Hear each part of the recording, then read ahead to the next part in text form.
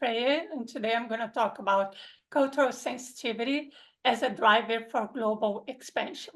So when a company first decides to expand globally, there are basically two approaches it can go.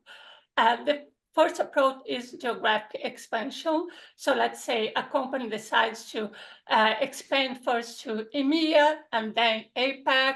And after it has solidified its position on those markets, it expands to Latin America later on. Or the language expansion approach, where let's say a US-based company first goes to UK and Canada, English-speaking markets, and later on to Spanish-speaking markets on a second phase. And although those two approaches work really well for the initial expansion, they tend to fall short in the long run. And the reason for that is that neither approach accounts for culture. So take Europe, for example, so many different countries with different, if you can go back, with different languages and cultures. And also, even if you take two countries that share the same language, like Portugal and Brazil, they have very different cultures. So how do we throw culture into the mix? Now let's go to the next slide. And I really like the the framework of low context and high context cultures that was developed by an anthropologist back in the 70s. And he basically divided cultures into two groups based on how important the context is for the message and the communications. So on one side of the spectrum, you have cultures like German, American, and British, where the context doesn't really matter. You take the words for what they are. So the communication is very explicit, very simple, and very clear. On the other side of the spectrum, you have cultures like Italian, Latin American, Chinese, where the context really matters.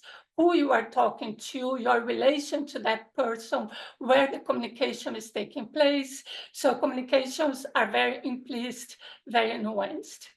To help you better visualize the difference between those two cultural groups, let's take a look at the McDonald's website. And here we have screenshots for the McDonald's website in the US and Germany. And although you do have some pictures, it's quite text heavy. And there are a lot of information about the products being communicated on those texts. Now contrast that with the exactly same website for Brazil and Mexico. If we can go to the next slide, yes. So here, lots of colors, lots of pictures, not so much text, but very, very appropriate for high context culture. So now that you have learned about this framework, how do you take this concept of high-low context culture into more practical ways to help you better understand your users, your customers?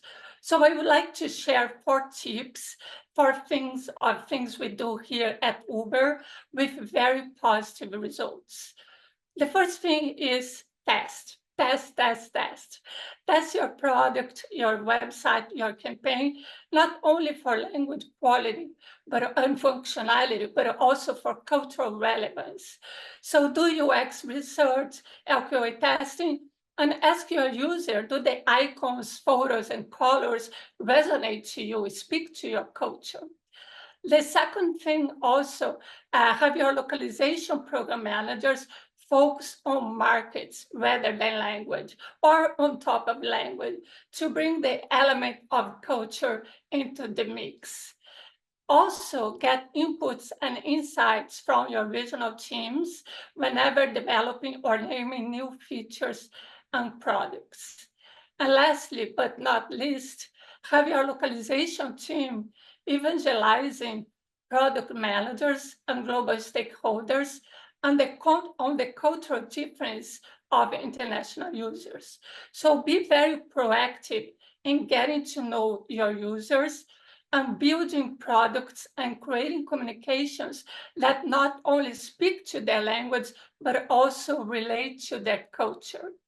So that's all from me. Thank you so much. Back to you, Adam.